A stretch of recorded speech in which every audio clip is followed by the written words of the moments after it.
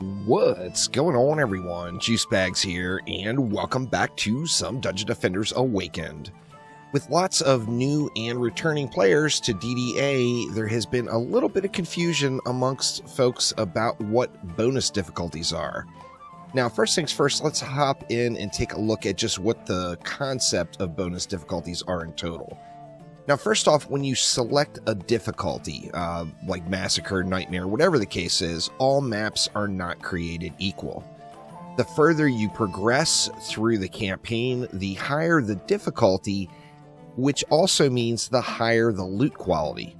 Now, that is true all the way through with the exception of Foundries and Forges. Foundries and Forges is the same difficulty and loot quality as the mill. However, for the entire rest of the game, everything scales up as you go, which means Ancient Mines is better loot quality than Deeper Well, and also slightly more difficult.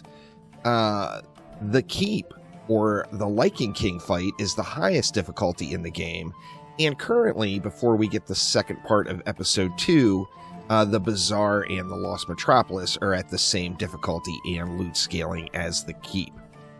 Now, with this in mind, of course, we have targeted loot farming throughout the game, whether it be accessories from the different boss fights or individual pieces of fusion gear. Of course, you want to get these items at the highest possible quality available.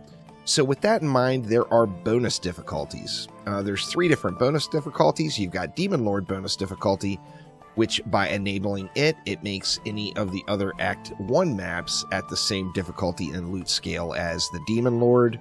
You've got the Goblin Mech bonus difficulty, which makes all maps prior to it at the same difficulty and loot scaling as the Goblin Mech.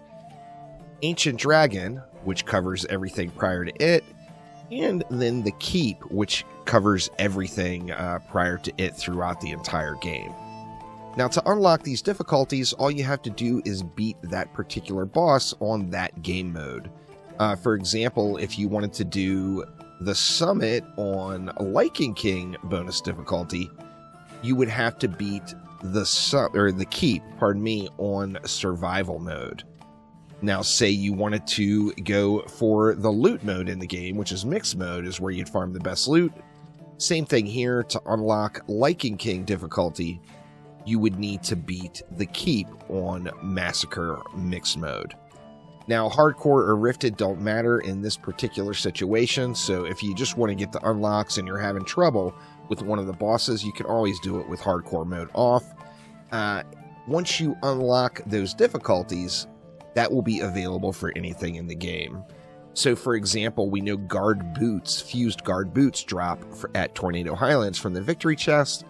So if I wanted to get the highest chance of getting Fused Guard Boots that are high quality, I would want to go ahead and do Massacre Mixed Mode, Hardcore Rifted, and then additionally I would want to turn that up to Lichen King bonus difficulty.